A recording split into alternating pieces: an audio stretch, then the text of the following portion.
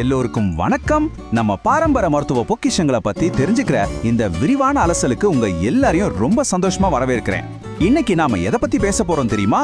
பல நூறு வருஷங்களா நம்ம முன்னோர்கள் சாப்பிட்டு வந்த, ஆனா இப்போ நாம பெருசா கண்டுக்காத ஒரு சூப்பரான பாரம்பரிய சிறுதானியத்தை பத்தி தான். அளவுல இது ரொம்ப சின்னதா இருக்கலாம், ஆனா நம்ம உடம்புக்குள்ள இது செய்யற மேஜிக் இருக்கே, அதுக்கு அளவே இல்லைங்க. வாங்க அது என்னன்னு பார்க்கலாம். சரி, நேரடியா விஷயத்துக்கே வருவோம். கடுகளவு சின்னதா இருந்தாலும் நம்ம உடம்புக்குள்ள இருக்கிற உறுப்புகளுக்கு பிரம்மாண்டமான மருத்துவ பலன்களை தர்ற அந்த தானியம் எதுன்னு உங்களால கெஸ் பண்ண முடியுதா? அதுதாங்க சாமை அரிசி. இங்கிலீஷ்ல லிட்டில் மில்லட் அப்படின்னு சொல்லுவாங்க. இதோட சைஸை பார்த்து நம்ம ஏமாந்துடக்கூடாது. ஒரு சின்ன விதைக்குள்ள இவ்ளோ பெரிய மருத்துவ சக்தியா ஆனு நீங்களே ஆச்சரியப்படுவீங்க. அந்த அளவுக்கு இதோட பலன்கள் ரொம்பவே அதிகம். இன்னைக்கு நாம என்னென்ன விஷயங்களை பார்க்க போறோம்னா, இந்த சின்ன தானியத்தோட பெரிய பலன்கள், நம்ம ரத்தம் மற்றும் இதயத்தோட ஆரோக்கியம், செரிமானம் மற்றும் சர்க்கரை கட்டுப்பாடு, ஹார்மோன் நன்மைகள், கடைசியா இதை எப்படி சுலபமா சமைச்சு சாப்பிடலாம், இது எல்லாம் பத்தி தான் சுருக்கமா பார்க்க போறோம்.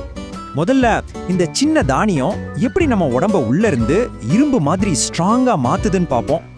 உண்மையிலே சொல்லணும்னா சாமை அரிசி ஒரு கொண்டாடப்படாத ஹீரோ தாங்க.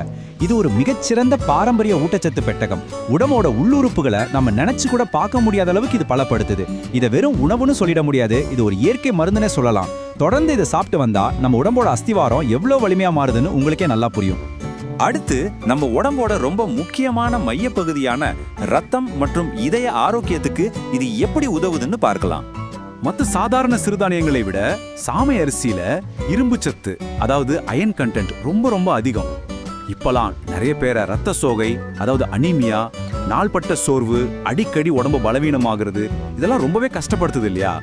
இதையெல்லாம் அடிச்சு விரட்ட இயற்கை நமக்கு கொடுத்த ஒரு சூப்பரான ஆயுதம் தான் இந்த சாமை அரிசி.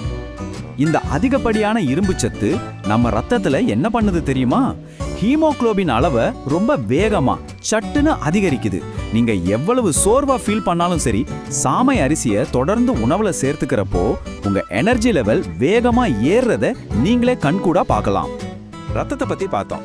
இப்போ இதயத்துக்கு வருவோம். சாமை அரிசியில இருக்கிற மெக்னீசியம் நம்ம இதயத்துக்கு ஒரு பாதுகாப்பு கவசம் மாதிரி செயல்படுதுங்க. முக்கியமா ரத்த அழுத்தத்தை, அதாவது பிளட் பிரஷரை நல்லா கண்ட்ரோல்ல வைக்குது. அது மட்டும் இல்லாம கெட்ட கொழுப்பை குறைச்சு இதய தமனிகள்ல அடைப்பு ஏற்படாம தடுத்து நம்ம இதயத்தை ரொம்ப பத்திரமா பாதுகாக்குது. சரி, அடுத்ததா நம்ம செரிமான மண்டலம் மற்றும் சர்க்கரை நோயை இது எப்படி கட்டுப்படுத்துதுன்னு பார்ப்போம். ஒரு பக்கம் அதிக ரத்த சர்க்கரை, கடுமையான மலச்சிக்கல், குடல் புண், அதாவது அல்சர் மாதிரி நம்மள பாடாய்படுத்துற பிரச்சனைகள் இருக்கு. ஆனா இன்னொரு பக்கம் இதுக்கெல்லாம் நம்ம சாமை அரிசியில சூப்பரான தீர்வுகள் இருக்குங்க.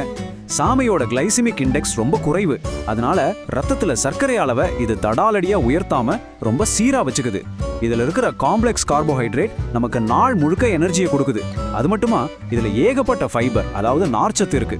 இது கடுமையான மலச்சிக்கலை தீர்க்கிறது மட்டும் இல்லாம அல்சர் வராம தடுத்து குடல்ல நல்ல பாக்டீரியாக்கள் வளர்றதையும் ஊக்குவிக்குது. நாலாவதா இனப்பெருக்க மண்டலம் மற்றும் ஹார்மோன்களுக்கு சாமை அரிசி தர்ற நன்மைகளை பார்க்கலாம்.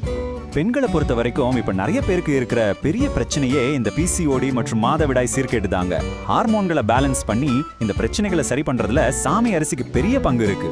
அதே மாதிரி ஆண்களுக்கும் இது ரொம்ப நல்லது. நரம்புகளுக்கு நல்ல புத்துணர்ச்சி தர்றதுக்கும், விந்தணுக்களின் எண்ணிக்கையை அதிகரிக்கவும், ஒட்டுமொத்தமா தாது விழுத்தியை ஏற்படுத்துறதுக்கும் நம்ம பாரம்பரிய மருத்துவத்துல இது ரொம்ப முக்கியமான உணவா பயன்படுத்தப்படுது. சரிங்க, இவ்வளோ நன்மைகள் இருக்கிற சாமை அரிசியை எப்படி சுலபமா நம்ம அன்றாட உணவுல சேர்த்துக்கலாம்னு இப்ப பார்ப்போம். இங்க நாம கவனிக்க வேண்டிய ஒரு முக்கியமான விஷயம் என்னன்னா, சாமை அரிசியில கொஞ்சம் கூட குளூட்டன் கிடையாது. இது முற்றிலும் பசையமற்றது. இதனால என்ன லாபம் கேக்குறீங்களா? செரிமான பிரச்சனை, அலர்ஜி இருக்கிறவங்க, குழந்தைங்கள்ல இருந்து பெரியவங்க வரைக்கும் யார் வேணாலும் இதை எவ்வித பயமும் இல்லாம தாராளமா சாப்பிடலாம்.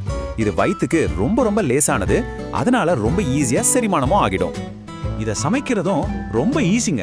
எப்படின்னா, முதல்ல இதை சாதாரண சாதம் மாதிரி வடிச்சு உங்களுக்கு பிடிச்ச குழம்போட சேர்த்து சாப்பிடலாம். ரெண்டாவது, உடம்புக்கு ரொம்ப இதமா கஞ்சியா காய்ச்சி குடிக்கலாம். மூணாவது வழி, டேஸ்டியான கிச்சடியா செஞ்சு சாப்பிடலாம். நாலாவதா, ஆவியில வேக வச்சு சாஃப்டான இடியாப்பமாவும் செஞ்சு அசத்தலாம். சுவைக்கு சுவை, ஆரோக்கியத்துக்கு ஆரோக்கியம், ரெண்டுமே இதுல இருக்கு.